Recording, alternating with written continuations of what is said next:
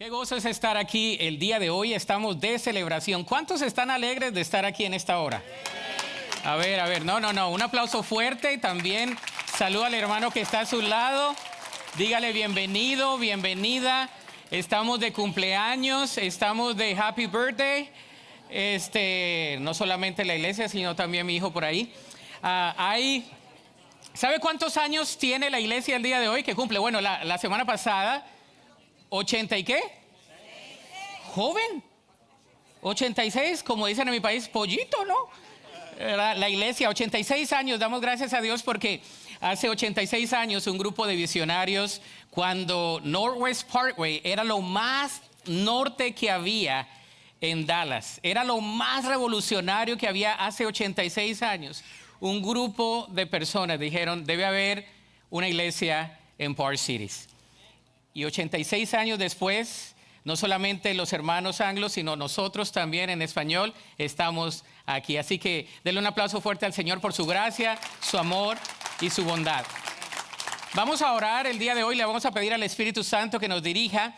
El día de hoy damos la bienvenida a los que están en la pantalla, nuestras sedes en Vickery y Batman Lake. Damos gracias a Dios por sus vidas y a aquellos que nos escuchan a través de las plataformas digitales. Damos gracias a Dios por eso también. ¿Qué tal si oramos? Dios, gracias en esta hora por la alabanza, la adoración. Te damos gracias por tu presencia, por la celebración de 86 años de esta iglesia.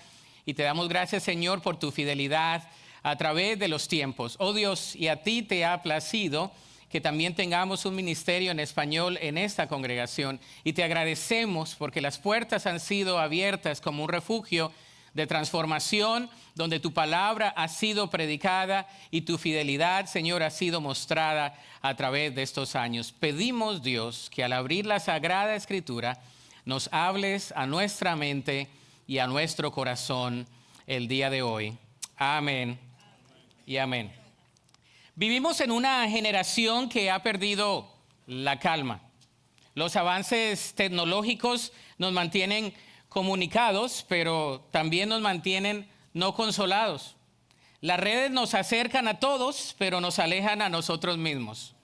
Según la Organización Mundial de la Salud, más de 300 millones de personas padecen de depresión y los niveles de ansiedad se han triplicado en los últimos 20 años. Las estadísticas no mienten. Nunca habíamos tenido tanto y sin embargo nunca habíamos estado tan vacíos. Es decir, parece que lo tenemos todo, pero a la vez no lo tenemos. Parece que tenemos mucha conexión, pero estamos desconectados. En un mundo saturado de información y parece ser escaso de esperanza, la mente se convierte en un campo de batalla y el corazón en un lugar donde hay mucha fatiga. La mente es un campo de batalla. Y las personas buscan un cambio en soluciones rápidas. Por ejemplo, una distracción, una pastilla o un cambio de entorno. Pero el alma anhela más que control, sino una comunión con Dios. No es más reposo, es comunión con Dios. Y precisamente lo hemos visto desde la celda de una prisión. El apóstol Pablo escribe una de las palabras más liberadoras del Nuevo Testamento en su epístola a los Filipenses: el secreto de una mente libre y un corazón en paz. Su entorno no es incierto, pero su interior estaba firme en el Señor, como lo pasaba con el apóstol Pablo. Él no habló de teorías, sino también de una luz que brillaba desde lo más profundo de su corazón. Así que el mensaje de Filipenses nos invita a mirar hacia adentro y dejar al Evangelio como centro de nuestras vidas. En Filipenses capítulo 4, versículo 4 al 9, no es una poesía de optimismo, es más bien una mente que vive consagrada, aunque a veces agitada, y un corazón que es inquieto. ¿Cuántos de ustedes han tenido batallas en su mente? Levante la mano. La mente es poderosísima y el día de hoy vamos a hablar de eso. Tal vez llegas cansado. ¿Cuántos llegaron cansados el día de hoy? Saturados. Espero que no llegó con hambre, y si llegó con hambre lo alimentamos antes de llegar aquí. Quizá algunos se van a dormir porque está ahí el Texas de Brasil, está haciendo digestión. Pero la verdad es que venimos con cargas emocionales y mentales. Y el apóstol Pablo pasa del optimismo, de la teología, también de la alegría y del gozo, a la practicidad. El apóstol Pablo en Filipenses capítulo 4, ¿cuántos trajeron su Biblia? Si no la trajo, está ahí en la pantalla. Capítulo 4, versículo 4 al 9, dice así la palabra del Señor. Filipenses 4, del 4 al 9.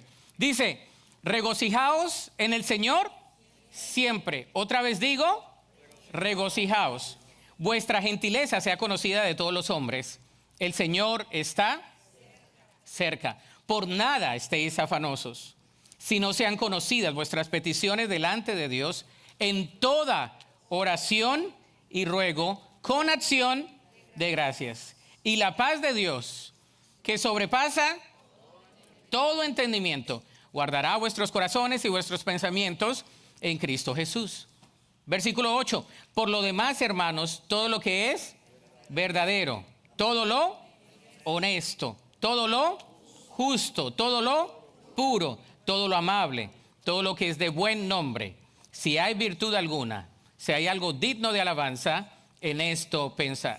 Lo que aprendisteis y recibisteis y oísteis y visteis en mí, esto también haced, y el Dios de paz estará con vosotros. Que Dios bendiga su palabra. Amén. Filipenses 4, del 4 al 9, se sitúa en una conclusión parentética del apóstol Pablo, donde está escribiendo desde la prisión, pero está transformando la teología del gozo en pautas prácticas para una iglesia en tensiones. Una iglesia que tenía tensión. Por ejemplo, habían dos hermanitas. La hermanita Evodia y la hermanita Sintique. Qué nombrecitos, ¿verdad? ¿Hay alguna aquí Evodia? Que evitan. Y alguna Sintique. Bueno, estas hermanas estaban como en conflicto. Y como estaban en conflicto, el apóstol también habla acerca de lo que es la unidad. Porque la verdad es que cuando estamos en familia, podemos tener también cada uno de nosotros altercados, situaciones difíciles. Y entonces, el apóstol Pablo, en lugar nada más de hablar de lo que es el gozo de Dios, también está hablando de la unidad. No está hablando de un ideal abstracto, está hablando de una unidad.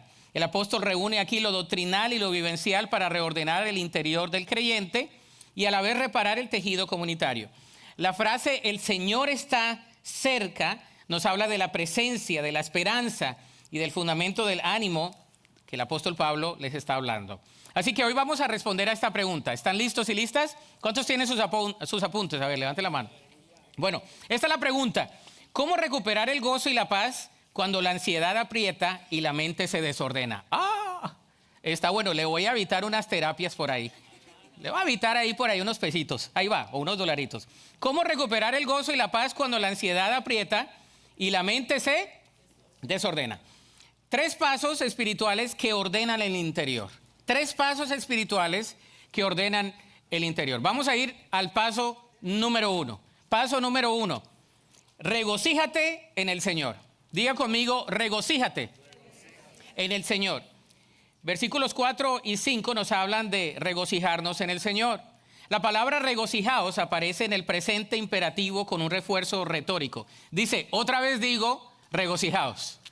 Es como decir, por favor, silencio, silencio. No, eso se llama una reiteración en un imperativo en el tiempo. Y también en el original nos dice lo mismo. Dice, regocijaos en el Señor. ¿Regocijaos en quién? En el Señor. Entonces vemos 2 acciones aquí para regocijarnos en el Señor. La primera es recordando nuestra fuente del gozo. Recordando nuestra fuente del gozo. Versículo 4 dice lo siguiente. Recordando nuestra fuente del gozo. Dice, regocijaos en el Señor siempre. Otra vez digo, regocijaos. ¿La fuente es quién? ¿La fuente es quién? Cristo. La fuente es el Señor. Dice, regocijaos en quién? En el Señor. El eje del gozo está en la esfera del Señor, no en los logros, no en el clima emocional o los resultados. Por eso Jesús prometió un gozo que era incomparable. Dice, regocijaos en el Señor siempre.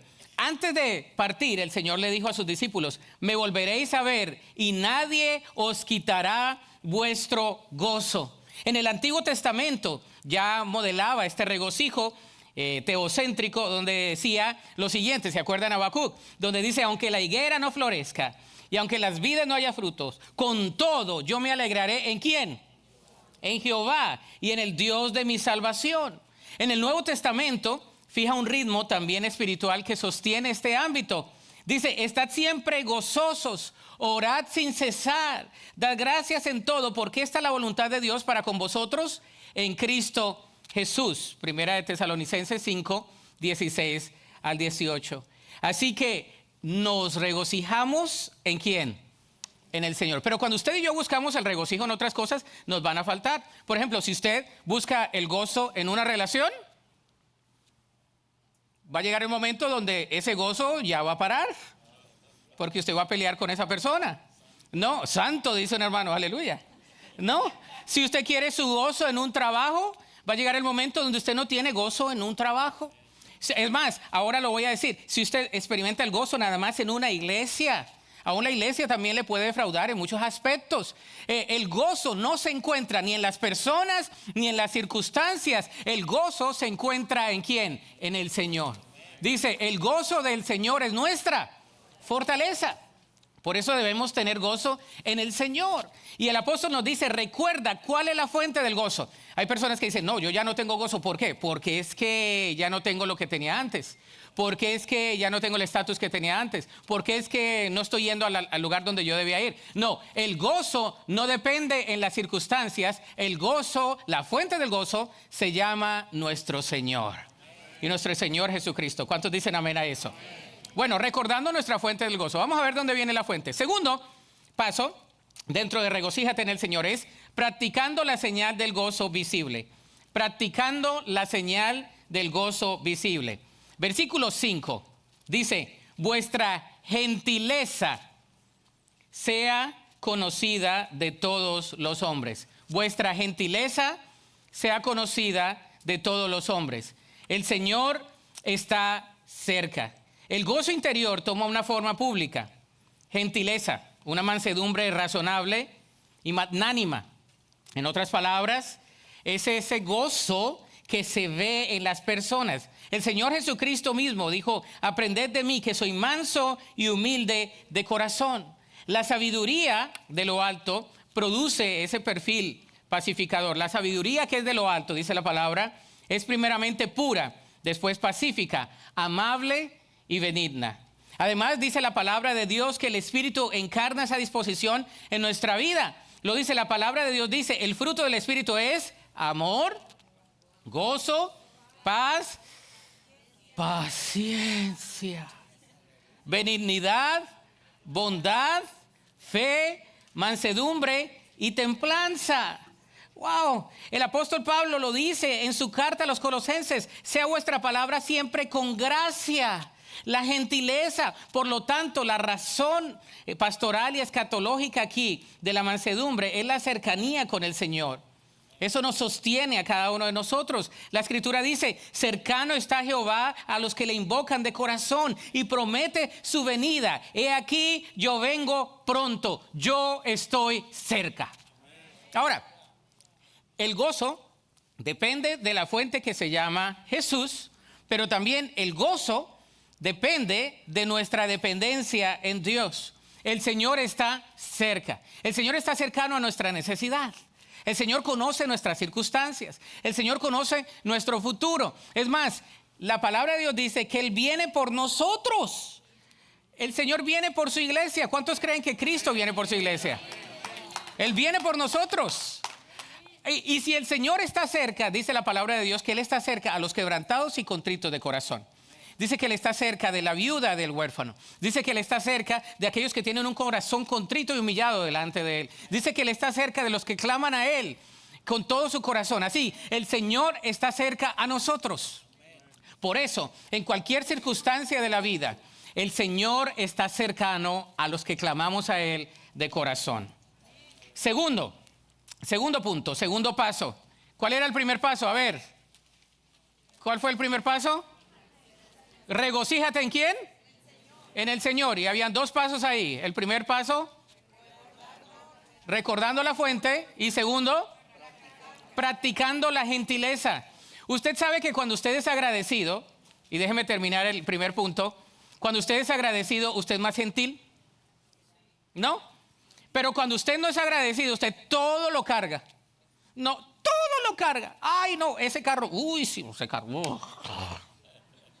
Ese trabajo. Ese jefe o esa jefa. Todo mundo lo carga. El agradecimiento es una buena práctica. Es una buena práctica el ser agradecidos con todo. Dice, porque esa es la voluntad de Dios para con nosotros en Cristo Jesús. La palabra gentileza va conectada con la dependencia en Dios. El Señor me conoce y yo puedo ser agradecido con Él porque Él me está haciendo aprender cosas que quizás no aprendiese de otra manera.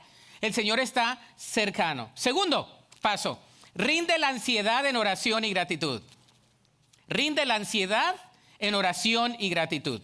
La ansiedad está catalogada como la segunda enfermedad emocional más fuerte que está experimentando la sociedad en el siglo XXI. Es más, algunos han dicho que vivimos en una sociedad ansiosa y que nuestros ansiolíticos son difíciles de suprimir o de obtenerlos en diferentes maneras. Sepamos o no, estamos enfrentando la ansiedad de diferentes maneras. Dice el versículo 6, aquí va. Para los que tienen algo de ansiedad el día de hoy, aunque no sea clínica, todos pasamos por ansiedad. Si usted está pensando qué va a pasar mañana, si usted está un poco preocupado o preocupada, aquí va el tema. Dice, por nada estéis. Yo siempre que leí eso era tan sarcástico. Yo decía, ¿cómo que no me voy a afanar? Ahorita se lo desgloso. Si no sean conocidas vuestras peticiones delante de Dios en toda oración y ruego con acción de gracias. Y la paz de Dios, que sobrepasa todo entendimiento, guardará vuestros corazones y vuestros pensamientos en Cristo Jesús.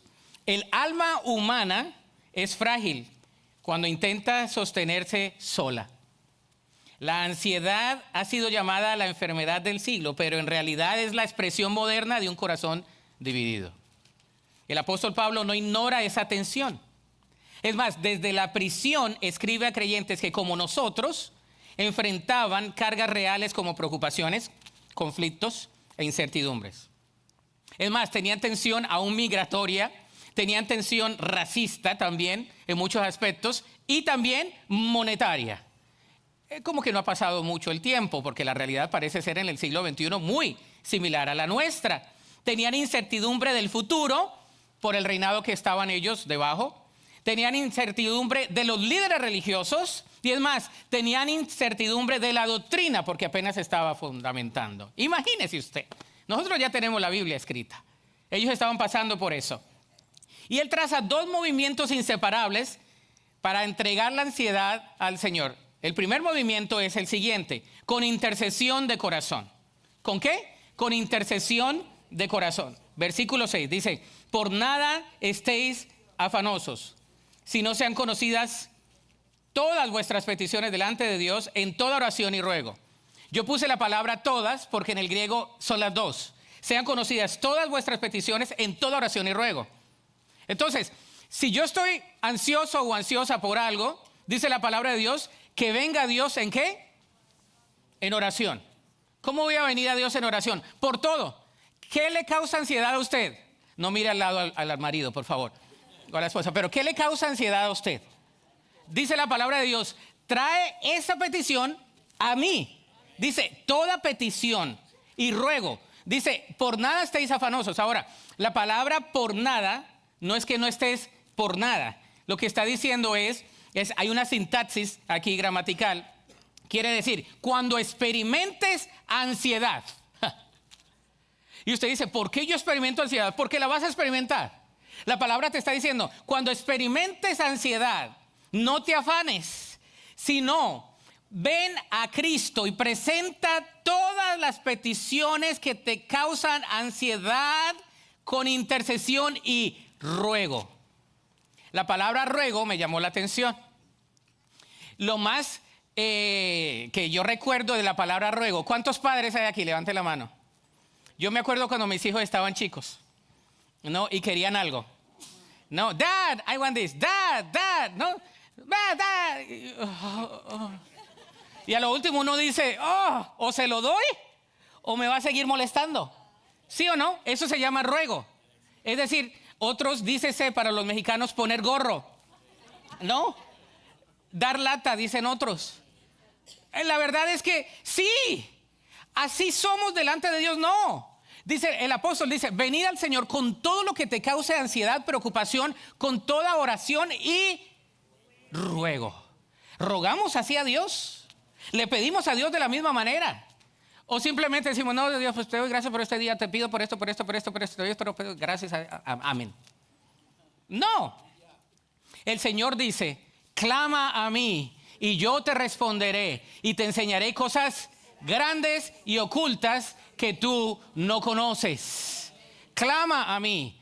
Y el clamor no es simplemente una petición, es de corazón, clamando al Señor. Rendir la ansiedad es con intercesión de corazón.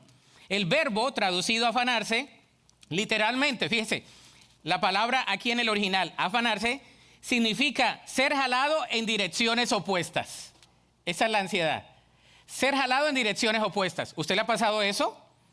Que tiene como dos aquí en la mente y usted dice, ¿a cuál le presto atención? No, esa es la preocupación. La palabra preocupación, etimológicamente, viene de la palabra estrangular. Cuando usted está preocupado, se siente que lo están estrangulando. Y cuando usted está en ansiedad, usted no sabe para qué lugar ir. ¿Se imagina? Se sienta que lo están estrangulando y también que no sabe para dónde ir. Eso es lo que pasa el día de hoy. El antídoto para la ansiedad se llama oración. Diga conmigo, oración. Pero no solamente oración, porque yo lo he leído muchas veces. Es más, yo he escuchado este pasaje múltiples ocasiones predicadas por muchos pastores, pero a veces no lo entendía. Lo que el Señor dice es con oración, pero con ruego y súplica. Es todo lo que me molesta, tráelo a mí en oración. No parte, todo. Si te molesta el olor de algo, ora por eso. En serio, es lo que dice la sintaxis. Si te molesta algo, aún, ¿por qué me tengo que estacionar acá? Ora por eso. Es lo que dice, déjalo al Señor en oración. Cualquier detalle que nos preocupe, debemos dejarlo a Dios en oración. Pero a veces somos tan generales que decimos, Señor, te pido por todas las peticiones especiales. Señor, tú lo conoces todo. Pues no estamos verbalizando, no estamos articulando, no estamos haciendo ninguna terapia, no estamos dejándole a Dios lo que Dios dice en su palabra que debemos dejarle. Cuando vas a una terapia, uno articula, uno procesa. Hay un coping mechanism, ¿verdad? Lo que se llama es enfrentarlo. Y el Señor dice, tráelo a mí en oración todito. Desde el dolor, desde la tragedia, desde la incertidumbre, desde el maltrato, desde el abuso, desde la victoria, todo en oración. El Señor mismo dice aquí, por nada excluye excepciones, sean conocidas, expresa transparencia. Delante de Dios recuerda la dirección del desahogo. En toda oración y ruego implica amplitud y especificación. El mismo Señor Jesús abordó la raíz del afán y la ansiedad en el Sermón del Monte. Dice, no os afanéis por vuestra vida. Vuestro Padre Celestial sabe que tenéis necesidad de todas estas cosas. Ayer mi hija llegó a casa en la tarde y ella es la que agarra a veces el mail, ¿no? Y yo creo que el viernes yo lo agarré yo, entonces había bastante mail y lo puse ahí. Y lo primero que pone son las facturas de los impuestos prediales de las casas, ¿verdad? Y las abro yo así y acababa de leer las notas del sermón, estaba yo en el espíritu. Y cuando veo lo que tengo que pagar, lo que tenemos que pagar, me quiso robar el gozo. ¿No le ha pasado a usted algo parecido cuando llegan los impuestos o cosas así que usted dice, ¿y esto? ¿Y esto? Ni que viviera en no sé dónde. ¿Y esto? ¿Verdad? Y uno comienza a preocuparse. Y comienza la matemática y uno dice, ¿y cómo voy a pagar esto y esto y esto y esto? Y uno ya, y si uno deja abrumarse por eso, ni pudiera predicar hoy, hubiera mandado un texto y decir, Señor, perdóname, pero estoy en depresión. No. ¿Sabes? En la noche yo solito ahí en la cama, dije, Señor, no sé eso, ¿por qué me va a robar el gozo? Es una prueba para lo de mañana. Esto no me debe quitar el gozo. No nos debe quitar el gozo las cosas pequeñas, las circunstancias. Ponlo a Dios en oración. Amén. Pero a veces cualquier cosa nos quita el gozo. Llegamos a la casa enojados. Uy, ya están muy sinceros. Amén. Yeah, gloria. Eso me amo esta iglesia porque es sincera. Dese un aplauso a usted. Eso me gusta. I love it. Me gusta que seamos sinceros, ¿verdad? En la palabra de Dios nos lo dice. La oración, dice aquí, orienta el corazón y ruego, nombra la carga con honestidad. El apóstol Pedro dice, echando toda vuestra ansiedad sobre él, porque él tiene cuidado de vosotros. He cares for you. Es lo que dice la palabra de Dios. Él tiene cuidado de vosotros. Echando toda vuestra ansiedad sobre él. Pedro era Pedro. Pedro, yo creo que si pudiéramos ponerle una etnicidad, es lo más cercano al latino.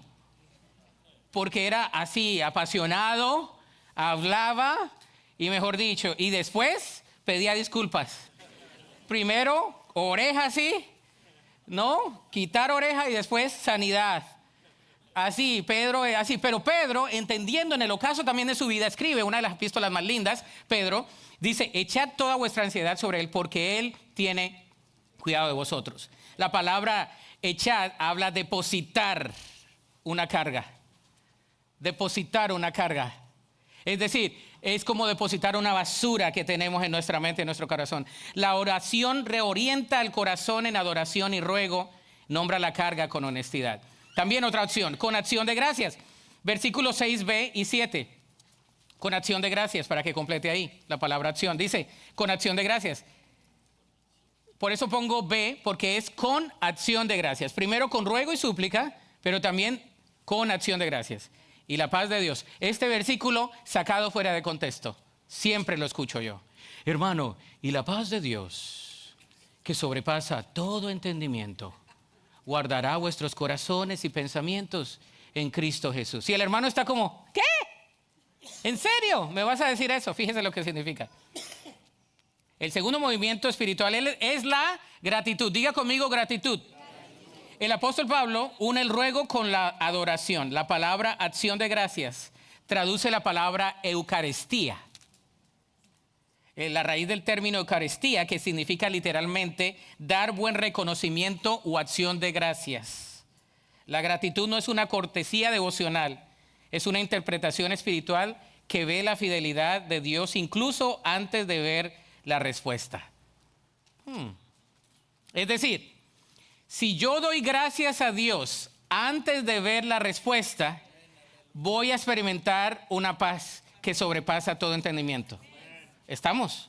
Lo que dice es, si yo agradezco a Dios en antelación, en anticipación, por todo lo que no ha pasado, yo muevo lo que se llama la fe. La fe es la certeza de lo que se espera, la convicción de lo que no se ve. Entonces, la palabra de Dios dice aquí, y la paz de Dios que sobrepasa todo entendimiento, guardará. Y me gusta mucho estudiar el original porque la palabra guardar habla como un batallón, es una guarnición. Y es como que Dios va a guardar nuestros pensamientos y nuestros corazones cuando somos agradecidos. Si eres agradecido o agradecida con Dios, el Señor va a guardar tus pensamientos y tu corazón. Pero si no eres agradecido o agradecida con Dios, entonces ¿qué va a guardar Dios? Si no hay nada que guardar. ¿Me hago entender? Si todo lo que hay es queja, dolor, amargura, tristeza, bueno, lo ponemos delante de Dios. Es lo primero que dice el apóstol Pablo. Ponlo delante de Dios. Toda oración, súplica, ruego. Dice, con acción de gracias. Dios, yo te doy gracias por lo que aún no ha pasado. Yo te doy gracias por mi familia. Yo te doy gracias por la iglesia. Yo te doy gracias por los que aún han de venir a esta congregación. Yo te doy gracias. En la mañana en la oración leíamos Juan capítulo 17 y en la oración de Jesús, donde él ora por sus discípulos y por aquellos que aún van a venir a través de ellos. Es decir, Jesús oró por nosotros. Él dio gracias por nosotros. Señor, te doy gracias por lo que mis ojos no han podido ver. Te doy gracias porque tú eres un Dios fiel a tus promesas. Te doy gracias porque tú eres un Dios que eres amoroso, eres justo, clemente, lento para la ira y grande en misericordia. Yo te doy gracias, Señor, porque tú has sido, eres y serás. Te doy gracias, Señor, porque antes de que se ponga el sol, Señor, desde el amanecer hasta el atardecer, tus misericordias han estado en mi vida. Te doy gracias, Señor, porque la gloria postrera será mejor que la primera. Te Te doy gracias, Señor, porque mi pasado no define mi presente ni mi futuro. Mi pasado está en Cristo Jesús. Te doy gracias por tu perdón. Te doy gracias, Señor, por tus promesas. Te doy gracias por tu protección. Te doy gracias por tu vida en mi vida. ¿Sabes? Hay que hacer ese ejercicio. Yo lo hago, por eso me sale tan natural. Cuando voy en el camino a veces de tanto tráfico en el DFW, ¿verdad? Media hora, en vez de escuchar el reggaetón, póngase a agradecerle al Señor. No, en vez de poner la de Bad Bunny, ponga otra. No, y póngase a escuchar cosas cristianas, póngase a darle gracias. Señor, yo te doy gracias por esto. Te doy gracias por el trabajo que no tengo, pero que tendré. Te doy gracias, Señor, por cosas que mis ojos no han visto. Te doy gracias. Y dice, y la paz de Dios, que sobrepasa todo entendimiento, vendrá como un ejército y guardará tu corazón y tus pensamientos en Cristo Jesús. ¿Sabes qué es un ejército aguardando tu mente y tu corazón? Es la promesa. Es revelador para mí. El Señor promete mandar un ejército para que guarde tu mente de cosas que quizás necesitan ser guardadas. Tu corazón de cosas que necesitan ser guardados. Con acción de gracias. La paz de Dios. Por eso, cuando yo soy agradecido o agradecida, Dios me da su paz. Dice la palabra de Dios. El Señor Jesús anunció esta misma paz antes de su crucifixión. Dice, la paz os dejo, mi paz os doy. No la doy como el mundo la da. Isaías dice, tú guardarás en completa paz aquel cuyo pensamiento en ti persevera, porque en ti ha confiado. Esa paz no es evasión, es custodia. La paz de Dios nos custodia a nosotros. Así que la oración abre la puerta y la gratitud la mantiene abierta. Aquí va, se lo vuelvo a repetir, hashtag Rolando Aguirre. Aquí va, la oración ¿abre qué? La puerta. La gratitud la mantiene abierta. En el altar del agradecimiento Dios cambia nuestra perspectiva. Es decir, lo que antes parecía pérdida se convierte en evidencia de su fidelidad. Tercer paso. Vamos en los pasos. Tercero, disciplina tu mente y practica lo aprendido. Disciplina tu mente y practica lo aprendido. Versículos 8 y 9, dice así la palabra del Señor. Por lo demás, hermanos, aquí viene este capítulo, todo lo que es verdadero, todo lo honesto, todo lo justo, todo lo puro, todo lo amable, todo lo que es de buen nombre, si hay virtud alguna, si hay algo digno de alabanza, en esto pensad. Lo que aprendisteis, recibisteis, oísteis y visteis en mí, esto haced, y el Dios de paz estará con vosotros. El apóstol Pablo concluye esta sección con una invitación a ordenar el pensamiento y la conducta. ¿Sabes que tus pensamientos tienen mucho poder? Dice que tal es su pensamiento, tal es él o ella. El pensamiento tiene mucho poder y el apóstol Pablo concluye esta sección hablando de una obediencia perseverante en la oración, pero también en la mente y en la práctica de lo aprendido. Entonces nos habla de algo. Disciplina el pensamiento. Aquí va. Para todos nosotros tenemos que disciplinar el pensamiento. ¿Y cómo vamos a disciplinar el pensamiento? Filtra y reemplaza. Filtra y reemplaza. El versículo 8 nos habla de eso. Por lo demás, hermanos, todo lo que es verdadero, honesto, justo, puro, amable, de buen nombre, si hay virtud alguna, si hay algo digno de alabanza, en esto pensad. El verbo pensad no alude a un pensamiento pasajero, sino a un proceso deliberado, continuo y reflexivo. Implica evaluar, calcular y enfocar. Implica pensar en cosas que reflejen el carácter de Cristo. Pensar en lo verdadero contrasta con lo supuesto. En Efesios 4:25 dice, desechando la mentira, hablad verdad cada uno con su prójimo. Debemos disciplinar la mente para hablar la verdad. Pensar en lo justo confronta lo torcido. ¿Qué pide Jehová de ti? Hacer justicia, amar misericordia y humillarte ante tu Dios. Miqueas 6:8. Por lo tanto, pensar en lo puro renueva lo contaminado. La Biblia dice, ¿con qué limpiará el joven su camino? Y lo responde, con guardar tu palabra. De modo que pensar en lo amable y lo de buen nombre sustituye lo áspero por lo edificante.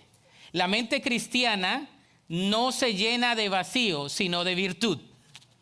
Si hay virtud alguna, si hay algo digno de alabanza, en eso pensar. Se llena de virtud. Entonces, recordando esa reflexión, debemos renovar nuestro pensamiento. Romanos 12:2 dice, transformaos por medio de la renovación de vuestro entendimiento para que comprobéis cuál sea la buena voluntad de Dios, agradable y perfecta.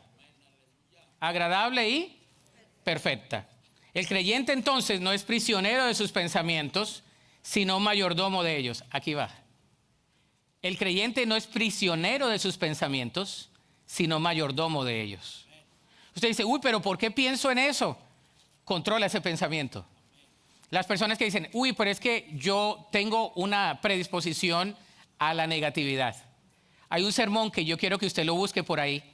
Hace algunos 2 o 3 años yo prediqué un sermón temático que se llama ¿Por qué siempre piensan lo malo? ¿Alguno se acuerda de eso?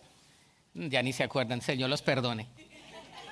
Googleelo ahí, búsquelo, está ahí en el YouTube channel. ¿Por qué pensamos siempre lo malo?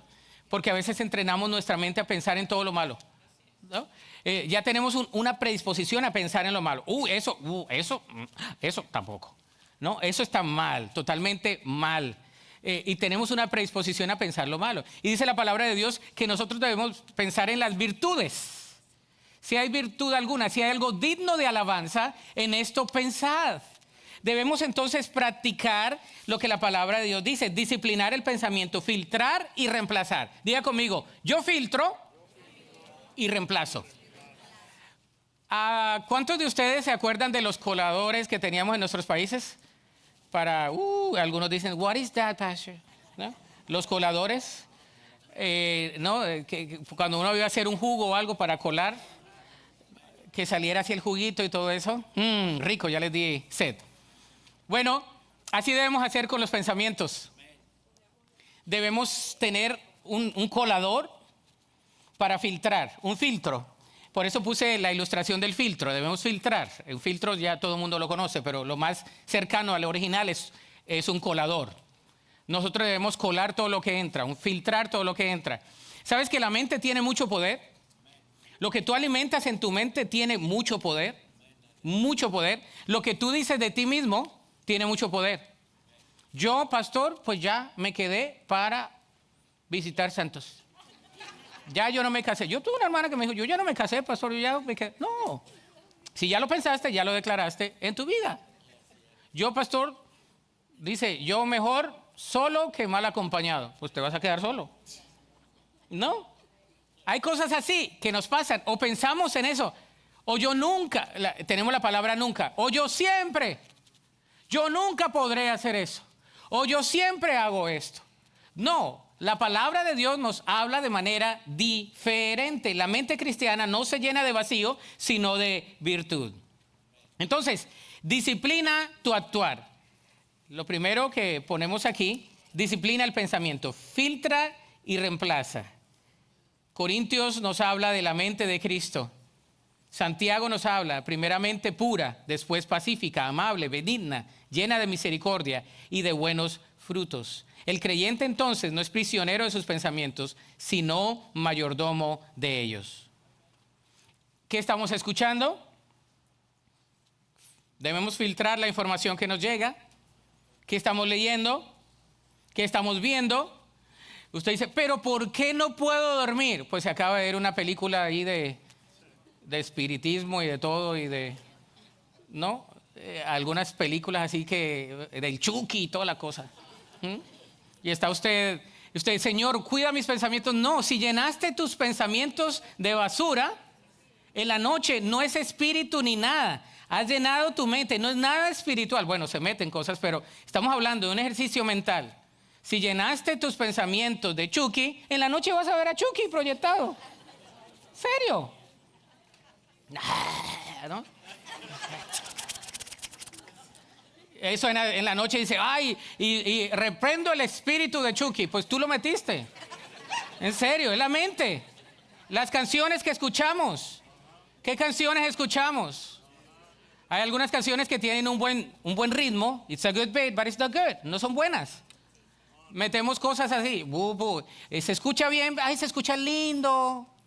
Es hermoso. Pero no son buenas. Y entonces tú dices, pero ¿por qué estoy pensando en eso? Te fue mal en una relación sentimental y comienzas a escuchar todas las rancheras. Ponen las del Buki. ¿Cómo se ríen, no? Están tremendos ustedes. Se las saben todas, si supieran las alabanzas. Ponen todas. Y viene en la mente, ¿no? Te sientes sola, entonces comienzas a poner todas. Pones ahí en el Spotify, canciones en soledad. No, en serio. Y comenzamos a alimentar la mente. ¿Sabes qué vas a hacer? Apartarte más y más de la verdad y más de la virtud y más del enfoque en ti mismo y en ti misma. Y después le echamos la culpa al diablo, le echamos la culpa al mundo, cuando fue simplemente la carne. Y el diablo se invita también solito. Y la carne pues solita. Pero ese es el problema. Disciplina entonces filtra y reemplaza. Hay una terapia, hay algunos terapeutas aquí profesionales, que es la terapia cognitiva. Cognitive Behavioral Therapy, ¿verdad? Es la terapia cognitiva, es de las que me gusta más, porque hay que reemplazar el pensamiento antes de reemplazar la emoción. En otra instancia, quiere decir que antes de que yo me quiera sentir mejor, yo no voy a esperar sentirme más bonito para sentirme bonito. No, yo tengo que cambiar el pensamiento para eventualmente cambiar el sentimiento, cómo me siento. ¿Estamos? Es bíblico, Romanos. ¿Amén o no? Gracias, mi hermana, aquí la terapeuta, sí, pasado por el control de calidad. ¿Verdad? Hashtag, ok, ahí va. Entonces, la verdad es que debemos reemplazar el pensamiento. Si usted dice, si yo me siento mal, no es como te sientas, quizás el problema está en el pensamiento. Entonces, segunda característica para disciplinar el pensamiento, disciplina tu actuar. Haz lo que ya sabes. Versículo 9, lo que aprendisteis. Me gusta la Reina Valera. Y recibisteis, y oísteis, y visteis en mí. Esto haced, imperativo. Y el Dios de paz, futuro, estará con vosotros. Disciplina tu actuar. Haz lo que ya sabes. Pastor, pero ¿qué debo hacer cuando yo estoy ahí? ¿Qué te dice la palabra de Dios? ¿Qué te dice el Espíritu Santo? Eso haz. Practica lo que ya sabes. ¿Sabe cómo se hacen las personas muy exitosas en la disciplina? ¿Cuál es la diferencia entre una persona exitosa y una persona no exitosa? Muchas veces no es ni siquiera la capacidad que tiene, sino la disciplina. Usted ha visto a un buen deportista disciplinado, se levanta temprano, va, corre, come bien, tiene dieta, se ve en el espejo, hace pesas, va otra vez, corre, dice aquí hay una lonjita, vuelve a correr, hace abdominales y sigue, ¿no? Pero el que corre y quiere ganar sin hacer nada, comiendo donuts todo el día y viendo las series de Netflix, pues no va a ganar. No va a ganar. La vida cristiana es así, es de disciplina. Haz lo que ya sabes. Hagamos lo que Dios nos manda a hacer. No se trata simplemente de la ortodoxia, se trata de la ortopraxia, de lo que Dios nos manda a hacer. Dice, sé luz, sé sal, soy sal.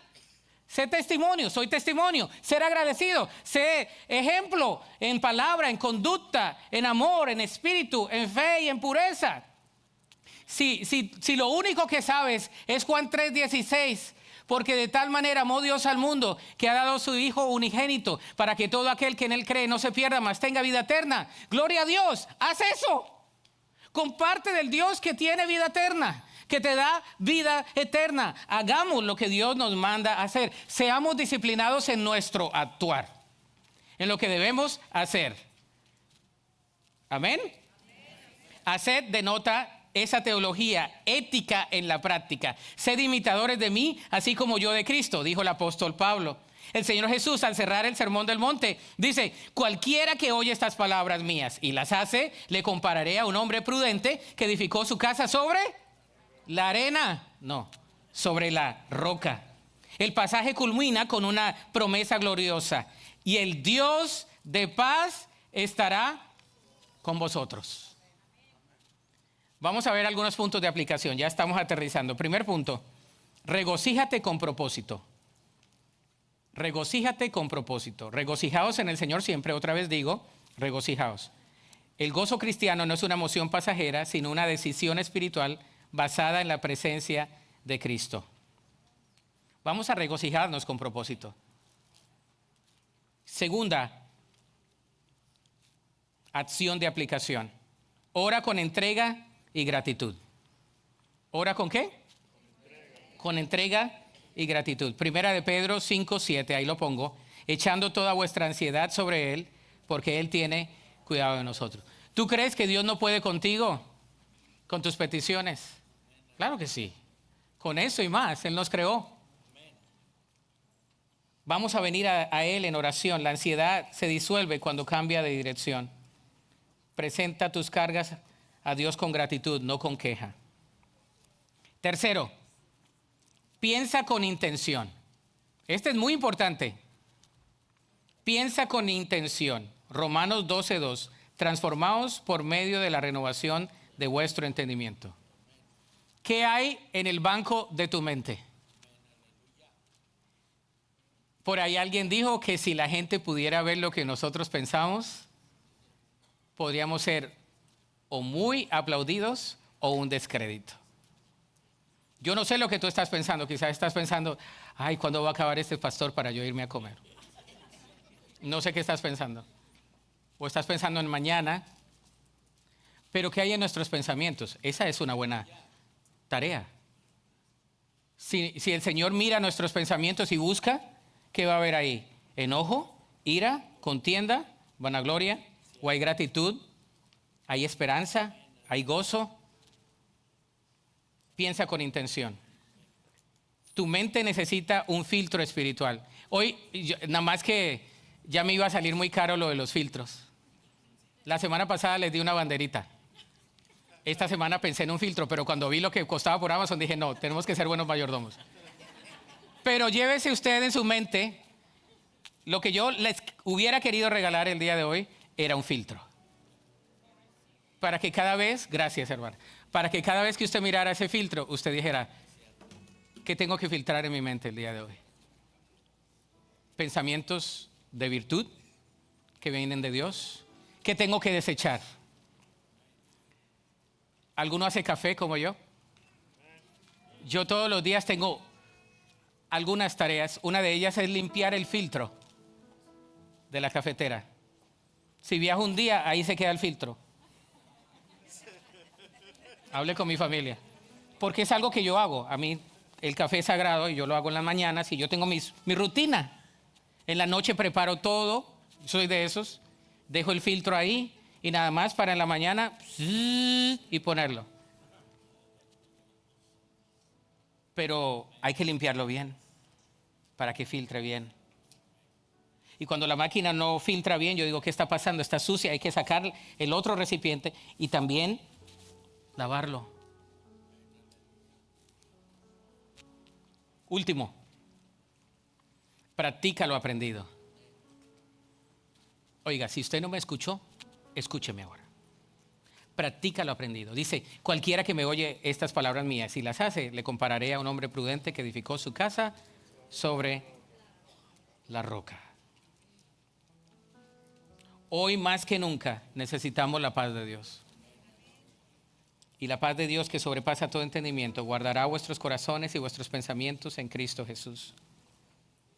Por lo tanto, no es la ausencia de problemas lo que produce la paz, sino la presencia de Dios en medio de ellos.